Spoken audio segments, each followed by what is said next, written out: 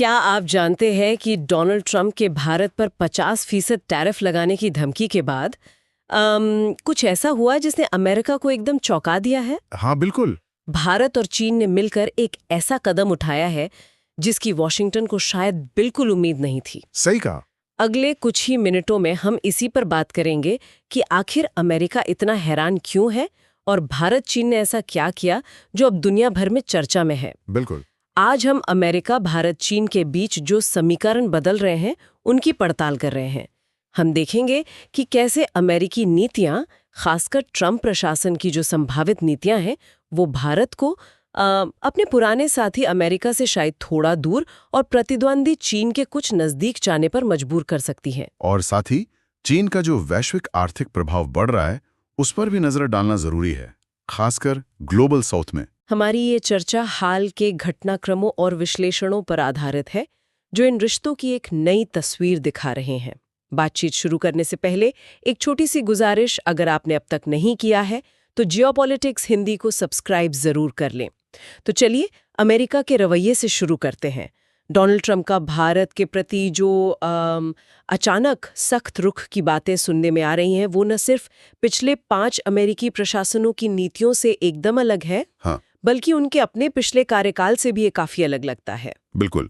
और कई जानकार इसे ट्रंप की एक बड़ी रणनीतिक भूल भी मान रहे हैं। ये बात इसलिए भी अहम है क्योंकि दशकों से अमेरिकी रणनीति का एक, आप कह सकते हैं, सेंट्रल पिलर रहा है भारत को चीन के खिलाफ एक संतुलन बनाने वाली शक्ति के तौर पर देखना। हाँ, एक काउंटर बैलेंस की तरह। जी, भारत को दुनिया के सबसे बड़े लोकतंत्र के रूप में प्रोजेक्ट किया गया और एक सोच ये थी कि भारत हमेशा अमेरिका के साथ ही रहेगा। लेकिन अब लब रहा है कि शायद ये सोच बदल रही है। ट्रंप की तरफ से टैरिफ की बातें, उनकी संभावित मांगें और उनका जो अंदाज है बातचीत का, वो भारत को अपने विकल्पों पर फिर से सोचने को मजबूर कर रहा है। और देखिए, ठीक इसी माहौल में भारत ने एक ऐसा कदम उठाया जिसने कई लोगों को चौंका दिया है। चीन की तरफ संवाद का हाथ बढ़ाना। चीनी विदेश मंत्री वांग यी की जो हाल में नई दिल्ली यात्रा हुई, वो इसी बदलते समीकरण का एक बहुत बड़ा संकेत है। अच्छा, इसे सिर्फ एक सामान्य डिप्लोमेटिक विजिट की तरह नहीं देखा जा रहा। ये वैश्विक राजनीति में एक संभावित बड़ा मोड़ हो सकता है। ये इसलिए भी ध्यान खींचता है क्योंकि भारत और चीन के रिश्ते तो हिस्टोरिकली तनाव वाले रहे हैं। हाँ बिल्कुल। 1962 का युद्ध है, फिर अभी 2020 में सीमा पर जो हिंसक झड़पें हुई, उसके बाद तो रिश्ते एकदम ठंडे पड़ गए थे। सही कहा। तब भारत ने कई चीनी ऐप्स बैन किए, निवेश रोका और अमेरिका के काफी करीब गया था। खासकर मोदी और ट्रंप के बीच अच्छी केमिस्ट्री दिखी थी। लेकिन अब हवा का रुख बदलता दिख रहा है। वांग यी की यात्रा पिछले 3 साल में किसी इतने बड़े चीनी अधिकारी की पहली भारत यात्रा थी। 3 साल में पहली? जी। और उसके बाद जो खबरें आ रही हैं, दोनों देशों के बीच सीधी उड़ानें फिर से शुरू हो रही हैं जो सालों से बंद थी। साथ ही बीजिंग ने भारत की कुछ जरूरी चिंताएं जैसे खाद और रेयर अर्थ्स के आयात को लेकर, हाँ, रेयर अर्थ्स तो बहुत जरूरी हैं आजकल। बिल्कुल, जो भारत की खेती और इंडस्ट्री के लिए जरूरी हैं, उन पर ध्यान देने का वादा भी किया है। यहाँ तक कि सीमा व्यापार के कुछ रास्ते फिर से खोलने पर भी बात चल रही है। ये तो कुछ समय पहले सोचा भी नहीं जा सकता था। हाँ, वांग यी का संदेश साफ था, प्रतिद्वंद्विता की जगह साझेदारी। अब जाहिर है अमेरिका के लिए ये चिंता की बात है। भारत और चीन के बीच की दूरी हमेशा से एशिया में उसकी सबसे बड़ी रणनीतिक बढ़त रही है। हाँ, उसी के आधार पर तो भारत को एक महत्वपूर्ण पार्टनर माना गया चीन के खिलाफ। बिल्कुल, अगर ये दूरी कम होती है तो रीजन में अमेरिकी प्रभाव पर असर पड़ेगा।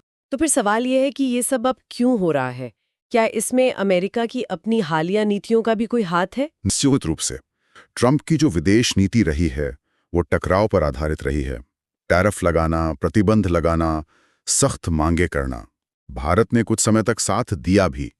क्वाड को मजबूती दी गई अमेरिका, जापान, ऑस्ट्रेलिया के साथ मिलकर, जिसका एक मकसद चीन को रोकना था। हाँ, क्वाड काफी चर्चा में रहा। और अमेरिका ने इसके लिए भारत की तारीफ भी की। लेकिन बात तब बिगड़ी जब अमेरिका ने भारत पर रूस से सस्ता तेल न खरीदने का दबाव डाला। और भारत ने साफ मना कर दिया। देखिए, भारत के लिए ऊर्जा सुरक्षा और महंगाई पर काबू रखना सबसे जरूरी था। सस्ता रूसी तेल उसमें मदद कर रहा था। उसे छोड़ना आर्थिक रूप से बहुत नुकसानदेह होता। भारत के इस इनकार ने अमेरिकी प्रभाव की सीमाएं दिखा दी। लेकिन अमेरिका ने नरमी दिखाने के बजाय थोड़ी नसीहतें दी, प्रतिबंधों की चेतावनी दी। साझेदारी का लहजा आदेश जैसा लगने लगा। और भारत जैसा देश जो अपनी स्वतंत्र पहचान चाहता है, उसके लिए ये ठीक नहीं था। बिल्कुल। चीन ने इस मौके को पहचाना। वांग यी की यात्रा, व्यापार बाधाएं हटाने के वादे, ये सब इसी रणनीति का हिस्सा हैं। भारत ने इस पर सकारात्मक प्रतिक्रिया देकर संदेश दिया है कि वो अपने हितों के अनुसार स्वतंत्र रूप से काम करेगा, न कि अमेरिका के सहयोगी के तौर पर। ये बातचीत बहुत दिलचस्प मोड़ पर है। आगे बढ़ने से पहले एक बार फिर याद दिला दें, जियोपॉलिटिक्स हिंदी को सब्सक्राइब करना ना भूलें। एक विडंबना देखिए, ट्रंप की नीतियां जिनका मकसद चीन को अलग थलग करना था, हाँ, शायद अनजाने में भारत और चीन को बातचीत की मेज पर वापस ले आई हैं। हालांकि आपसी अविश्वास अभी खत्म नहीं हुआ है, सीमा विवाद बना हुआ है, लेकिन संकेत साफ है। इसी कहानी का एक और पहलू है जिस पर ध्यान देना जरूरी है। जब अमेरिका अपने प्रतिद्वंदियों को सजा देने पर फोकस कर रहा था, चीन चुपचाप अपनी अर्थव्यवस्था को ग्लोबल साउथ की तरफ मोड़ रहा था। हाँ, और जो आंकड़े हैं वो चौंकाने वाले हैं। आज चीन विकासशील देशों को सालाना $1.6 ट्रिलियन से ज्यादा का सामान एक्सपोर्ट करता है। $1.6 ट्रिलियन? जी, ये अमेरिका और यूरोप को मिलाकर किए गए एक्सपोर्ट से भी ज्यादा है। दशकों तक एक्सपर्ट्स कहते रहे हैं कि चीन पश्चिमी देशों पर निर्भर है। हाँ, कि अगर वेस्टर्न मार्केट बंद हो गए तो चीन की इकोनॉमी बैठ जाएगी। बिल्कुल, लेकिन अब तस्वीर बिल्कुल उलट गई है। ग्लोबल साउथ चीन का सबसे महत्वपूर्ण ग्राहक बन गया है। ये हुआ कैसे? क्या इसमें भी अमेरिकी नीतियों की भूमिका है? हाँ, काफी हद तक।